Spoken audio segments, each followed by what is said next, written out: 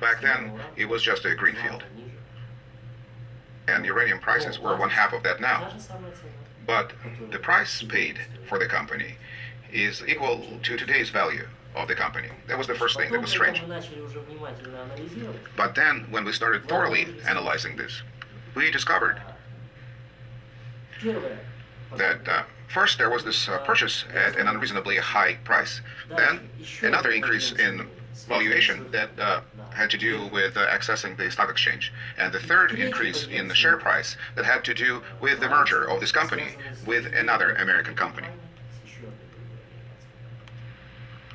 If you look at the dynamic of these dealings, 300 million, 600 million, 3 billion, that's the approximate curve in increase of the value of the asset. It is skyrocketing like crazy. But if we're to look at it by juxtaposing it with the dynamic of uranium prices, you will see an interesting picture. The increase in uranium pricing from $30 going straight up to 138, then falls.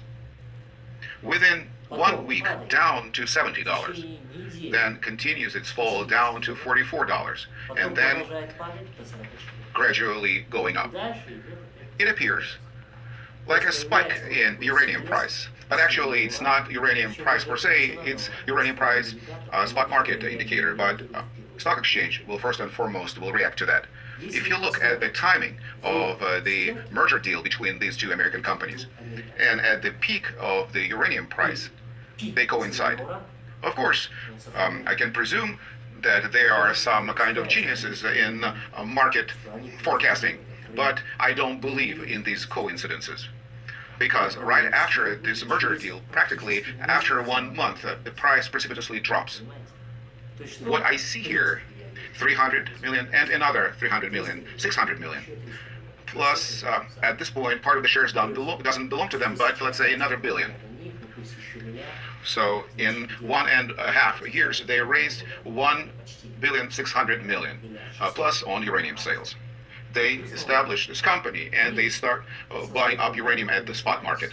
And they start actually trading this uranium between related parties. They pump the price, and it's just like a pyramid. Other funds join in, and then they dump this uranium to these other funds. So it's actually a financial pyramid, not unlike an MMM pyramid. They are dumping it and making money on the uranium because they bought low and sold high. Plus, they're earning on the sales of shares. So overall, it looks like $3 billion. This $3 billion that they earned. You see? So, when all this fuss around Hillary started, I was in America. I was meeting with General Electric, and Giustra started calling me, let's meet. And I came to meet with Giustra. He was there, and also some other people were there who I've never seen before, and they were interested in only one issue. These multiple trades. If I had any information, if I'm asking questions on who was trading with whom, and if I had any inkling on the way these transactions were going on. Clearly, when I understood what the line of questioning was from these 2 or 3 people that I've never seen before, what they were getting at around this particular issue, I immediately pretended that I have no idea and it was not interesting to me, and I was talking more about the markets and gradually moved them away from this topic because, frankly, I just got a little scared. Because, in principle, ahead of the American elections, if I were to tell them, well, you guys are just trading back and forth between each other and siphoning on the proceeds, I perhaps gotten lost in the vast of America, you know? Right now, when the investigators are positioning themselves, saying Cherishkin was over there and over here, and you're connected with Cherishkin, it's going to be on me. And Giustra is so happy to state, yes, I gave everything to Cherishkin. So how can I prove my innocence? The only thing I want to do to prove my innocence is just simply get in touch with the Cherishkin and frankly tell him, Evgeny, clearly you were playing these games. But please, relay to those you play these games with that unless they send papers that would clearly state that I had no part, no relation to the ownership of the company, then I wouldn't be able to prove my innocence. But firstly, I would stop you from further profiteering because I'm confident that they want to perpetuate the same scheme again. The stock is low now, they're going to pump its price, and then when the price is high, they're going to dump it. But I will surely write an official letter to the president of the World Nuclear Association that will inform him on the existence of such schemes of earnings. And I will ask them to thoroughly examine whether those schemes were possibly perpetuated before. And then the entire uranium market will scrutinize under a microscope, first and foremost, your trades. And I won't have to prove anything. You will reap a scandal. Therefore, I cannot prove my innocence, but I will disrupt your future potential earnings. And I understand that you would like to make money. So at least I will expose this scheme of yours and will make it public without making any allegations. There will be others. I'm sure there are enough experts to sort out through the ways of how this scheme was operating. So the only way to prove my innocence is to compel them to send this paper stating that I had no part in these machinations. And of course it's perfect for them. They just can blow it up and close by saying, Kazakhstan, you know, it's a corrupt country. So some official did something in exchange for a bribe, but that's a traditional thing for them. It's a normal thing. Well, yes, we've encountered that, but yes, we work in this country. So for them, it's just a perfect way to close out. But again, the only way I can prove my innocence is that. Of course, it could have been done in the form of an investigation that would look at the parties who were buying up uranium on the market and then look at the list of shareholders who were buying up the shares. And if those names coincide, then it's no longer commercial luck, it's financial fraud. But of course, I can't be sure that they did not establish subsidiaries once or twice removed. And of course, in the West, it would be very difficult to sort out through these convoluted legal frameworks. But it could be used as an argument against them. And as a fact, they are financial purses for Democrats. It was Clinton's aide who blurted it out when he was here, because when they encountered a problem with the paperwork here, they came here with that aide of Clinton, and he sat there and was screaming, "How dare you! You stuck your hand in the sacred sanctum to our purse, the purse of the Democrats." And then, frankly, I understood that Giustra and the funds that are backing him up are not acting as independent private parties. And actually, since the investigation is in need of establishing a narrative, the dynamic of my criminal activities, there was one episode when Giustra was trying to access the stock market when they already started buying uranium from the spot market, but were not able to access the stock exchange because in Kazakhstan they adopted Article 71 on the subsurface resources use, where Kazakhstan had a priority right of purchase of shares.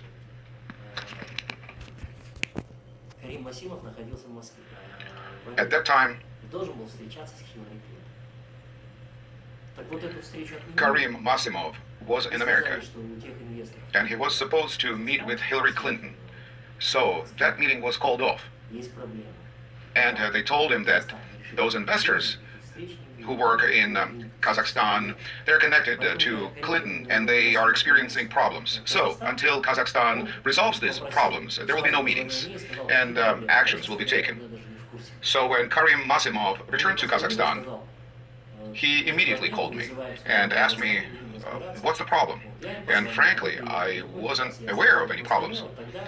He called me and said, they have problems, please come to Astana, we'll sort things out. So I called them, they came, and I met them in Astana. And then Tim Phillips, who is the aide of Clinton, started screaming that this deal is connected to the Democrats, and it's the purse of the Democrats that we're disrupting this deal, and so forth. I stopped him, and I said to him, let's go try to sort these things out. So we went to Masimov and started discussing it.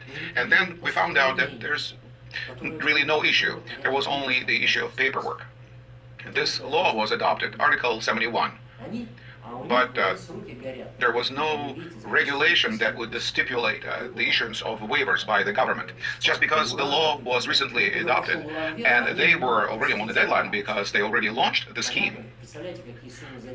Started buying up uranium, and uranium was already going up in price, and they were not able to release the shares.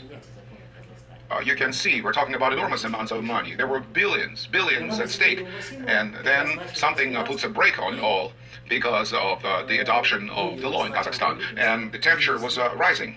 We were sitting there at Masimov's office sorting things out, and people from our government and lawyers from the stock exchange that were brought by the Americans, they arrived to a compromise that it would be necessary to draft a letter where the minister would write, yes, we at this point don't have an agency in place yet, but we approve the deal. But once this agency is established that would be authorized to issue this official decision, we will hold a session of this interagency commission and the decision will be made. So this letter was drafted. And actually, we were sitting at Masimov's office when he called Shkolnik and told him, there will be a red letter delivered to you, please sign it. Actually, this letter now is a separate charge against me, because Shkolnik is now saying that he cannot recall signing any such letter, and they conducted an expert forensic evaluation which concluded that the signature was forged, and I'm charged with forging this letter. So when I asked them to confront these other witnesses and have a joint interrogation, because Giustra and Masimov were there among other 12 people. But they told me not necessary, because the prosecution now has irrefutable evidence from forensic expert evaluation that the signature was a forgery. So all these accusations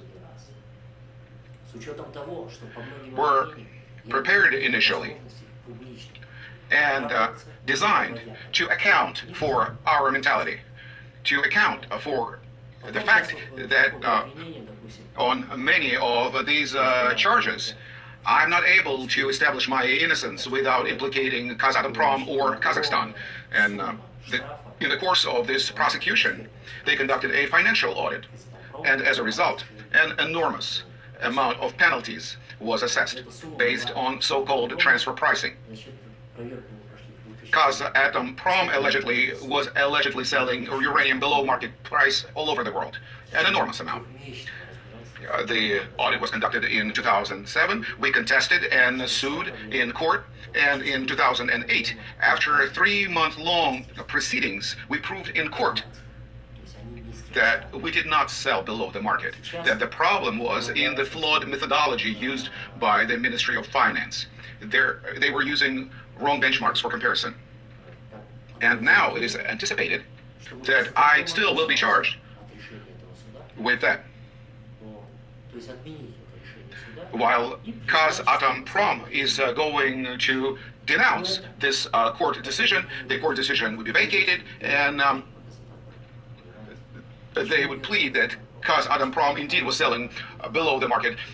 This is a charge against me, but it will hurt Kazatomprom. Why? Because then Kazatomprom will have to rewrite its accounting for every year and pay exorbitant taxes, and will have to be subsidized by the government. So it would lead first and foremost to poor balance sheet of the company, and it will also lead to the government subsidy of the company. And that means that within the framework of any anti-dumping proceedings that might start tomorrow outside of Kazakhstan, it would be hard to prove that we are a true market player. But if we're to look at it in general, without getting into details and ratios between spot market prices and long-term prices, I can tell you the following. The entire stock of world uranium is transported for production of fuel to the facilities of second stage uranium cycle to 2 facilities in Europe, in France, and Great Britain, and 2 that are located on North American continent. And in the beginning of each year, Department of Energy in the United States, based on customs declarations, looks at the entire contracted supply of imported uranium that's transported to these facilities in the United States. And the European Union, European Atomic Energy, looks at the same picture based on customs declarations of all uranium exported to these 2 facilities in Europe. So Actually, the entire stock of uranium is subjected to this analysis. So if we look at the statistics for 2005, 2006, and 2007, it was actually the period that was used by the tax auditors in 2005, 06, and 07. According to this, the most expensive uranium brought to the United States was Kazakhstani uranium imported from Kazatomprom, and the most expensive uranium in Europe was from Kazakhstan, imported by Kazatomprom. So that's just one example.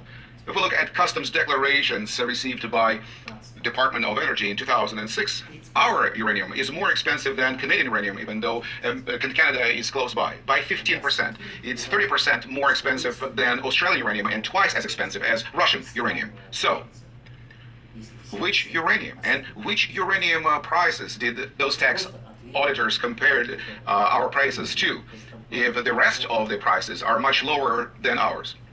This is the answer to your question. Plus, Kazatomprom has no contracts with the offshore companies. All the contracts that we have are direct supply contracts to nuclear plants.